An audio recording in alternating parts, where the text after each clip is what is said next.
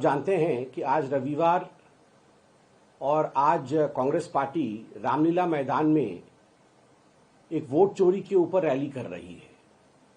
ऐसा कहना है कि कांग्रेस पार्टी के बाकी राज्यों से भी लोग इसमें सम्मिलित होने के लिए आ रहे हैं। बड़ा आश्चर्य का विषय है।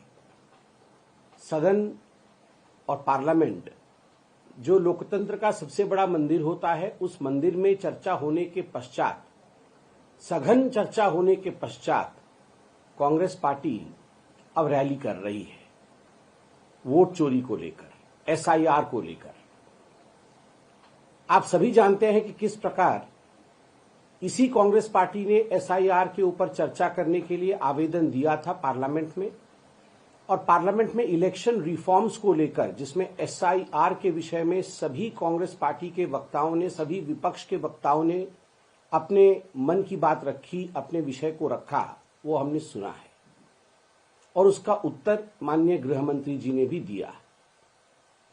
राहुल गांधी जी ने जब इलेक्शन रिफॉर्म के बारे में अपने विषय को रखा तो उनके सतही राजनीति, the superfluous attitude of Rahul Gandhi's politics was quite evident that day.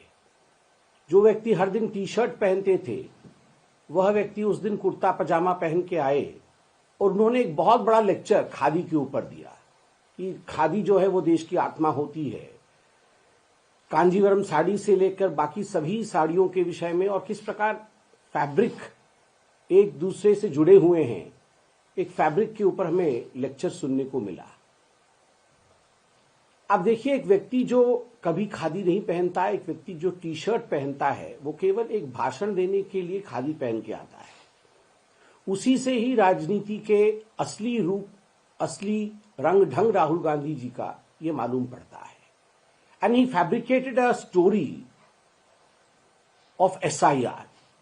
He fabricated a story which was completely false about elections in India, fabrication of how EVMs were tampered with. ये सारा फैब्रिकेशन उन्होंने किया है। और जब जवाब दिया गया गृह मंत्री जी का, हमने देखा कि एक एक बिंदु का, बिंदुवार माननीय अमित शाह जी जो देश के गृह मंत्री है, उन्होंने बिंदुवार जवाब दिया कि 45 दिन के बाद सीसीटीवी फुटेज क्यों खारिज कर दिया जाता है, क्योंकि 45 दिन के अंदर ही आप इलेक्शन को चैलेंज कर सकते हैं। एसआईआर का अर्थ होता है परिष्कृत करना, सफाई करना इलेक्टोरल रोल को। It is the cleansing process of the electoral roll. पहले भी हुआ है, 2003 के पश्चात एसआईआर नहीं हुआ, तो एसआईआर होने की आवश्यकता क्यों है, इस विषय को लेकर भी आदरणीय गृह मंत्री जी ने विस्तार में अपने विषय को रखा। और वोट चोरी अगर वास्तविक रूप में किसी ने किया तो किस 3 ओकेजन पे, किस 3 समय पर वोट चोरी हुआ, यह भी माननीय गृह मंत्री जी ने बताया। एक, जब नेहरू जी और सरदार वल्लभ भाई पटेल, दोनों में से कौन प्रधानमंत्री बनना था, इसको लेकर किस प्रकार नेहरू जी को 1 वोट मिलने के बावजूद वो प्रधानमंत्री बने, वोट चोरी का ये सबसे बड़ा वाकया था। दूसरा, 1971 में रायबरेली से इलेक्शन किस प्रकार करप्ट प्रैक्टिसेस के माध्यम से इंदिरा गांधी जीती थी, ये वोट चोरी का एक बहुत बड़ा उदाहरण था।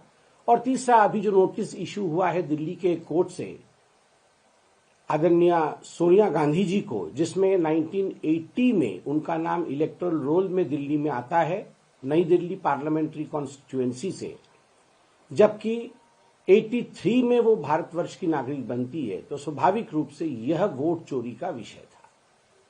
ये सब विषय कांग्रेस पार्टी ने सुना, वो मौजूद थे सदन में। ईवीएम मशीन, जब वो चुनाव जीते तब वोट चोरी नहीं, जब भारतीय जनता पार्टी चुनाव जीती तब वोट चोरी। तेलंगाना, कर्नाटक, हिमाचल प्रदेश, खुद प्रियंका वाड्रा जी का चुनाव, ये वोट चोरी नहीं है। मगर जहां जहां बीजेपी जीती, कड़वा कड़वा, थू थू, मीठा मीठा, गप गप, इस विषय में भी अमित शाह जी ने बोला तो कांग्रेस पार्टी ने सुना। मगर जब गृह मंत्री जी ने घुसपैठियों का जिक्र किया कि घुसपैठियों को बचाने के लिए कांग्रेस पार्टी चेष्टा कर रही है, तब कांग्रेस पार्टी तुरंत उठकर खड़ी हुई, उन्होंने प्रतिरोध किया और फिर वॉकआउट किया। तो एक बात संपूर्ण रूप से स्पष्ट होता है कि ये जो एसआईआर को लेकर रैली हो रही है, ये केवल और केवल किस प्रकार से घुसपैठियों को बचाने का कवायद आगे बढ़ाया जा सके, घुसपैठियों को बचाने की जो रैली है वही कांग्रेस पार्टी कर रही है। वो वॉकआउट करती है घुसपैठियों के नाम पे। आप सुनिए, प्रधानमंत्री जी ने भी कहा था इस विषय को बिहार के चुनाव के समय। आप सुनिए किस प्रकार से सदन में खड़े होकर अमित जी ने जब घुसपैठियों के विषय में कहा तब तुरंत वॉकआउट करती है कांग्रेस पार्टी। स्वाभाविक रूप से कांग्रेस पार्टी को सोचना होगा कि आखिरकार ये जो अपीजमेंट की राजनीति है, तुष्टीकरण की राजनीति है, कब तक ये करेगी। और मैं आज भी पूछना चाहता हूं राहुल गांधी जी से कि राहुल जी, अभी भी शायद 10 दिन शेष हैं। आपको अगर लगता है कि बिहार के चुनाव में किसी सीट पर गड़बड़ी हुई है तो अभी भी 45 दिन में 10 दिन शेष होंगे जब आप जाके कंप्लेंट कर सकते हैं।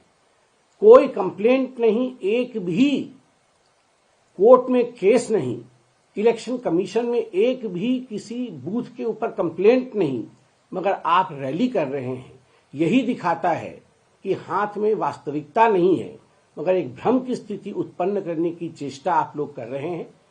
लाख कोशिश कांग्रेस पार्टी भटकाने की कर ले और हमारी संवैधानिक संस्थाओं को अपमानित और बदनाम करने के लिए कर ले, मगर विदेश भी जानता है, पूरा विश्व जानता है कि भारतवर्ष का लोकतंत्र एक बहुत सघन लोकतंत्र है और इसे हिलाया नहीं जा सकता है। धन्यवाद। कोई प्रश्न हो तो अवश्य पूछे। सर, एक नारा वहाँ पर बीजेपी स्पोक्सपर्सन शेयर कर रहे हैं कि लगा है कि प्रधानमंत्री नरेंद्र मोदी को लेकर कि कबर खुदेगी, वहाँ पर जो पहले भी इस तरीके के कांग्रेस के नारे लगाए थे।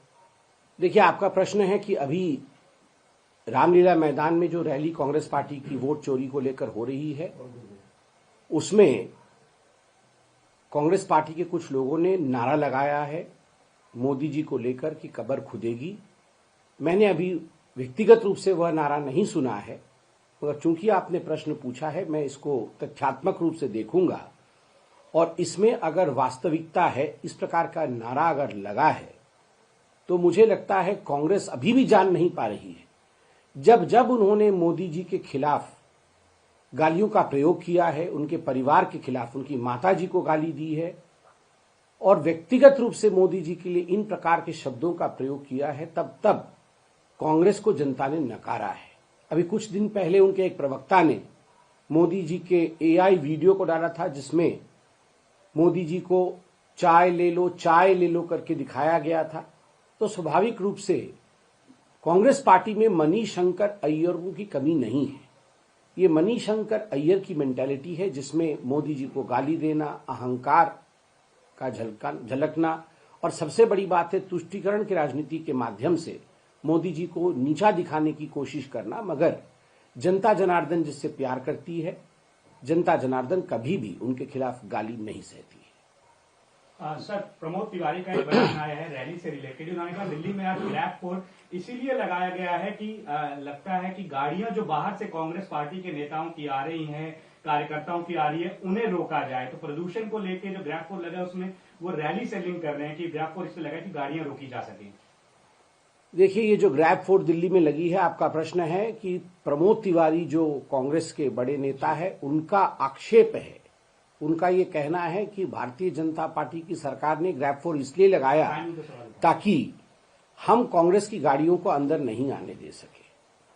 मुझे तो बड़ा आश्चर्य लगता है कि कांग्रेस सदन में खड़े होकर, राहुल गांधी जी परसों ही कह रहे थे कि बहुत पोल्यूशन हो रहा है और हमें इस पर चर्चा चाहिए, और मैंने देखा किरण रिजिजू जी वो खड़े होकर कहते हैं कि इसमें बाई पार्टीशनशिप के साथ हम सभी पार्टी एक मत होकर काम करेंगे और किस प्रकार पोल्यूशन कम हो उसके लिए चिंता करेंगे। ये सारे पोल्यूशन के विषय में तो कांग्रेस पार्टी और राहुल गांधी खुद ही कह रहे हैं कि जो जो मेजर्स उठाना चाहिए वो उठाना चाहिए, और जब आप ग्रैब फोर्स लगाते हैं तो आप कहते हैं कि राजनीति के कारण लगाया जा रहा है। मुझे लगता है इन दोनों विषयों को लेकर कहीं न कहीं कांग्रेस के अंदर ही भ्रांति है, उनको इस भ्रांति से दूर आना चाहिए।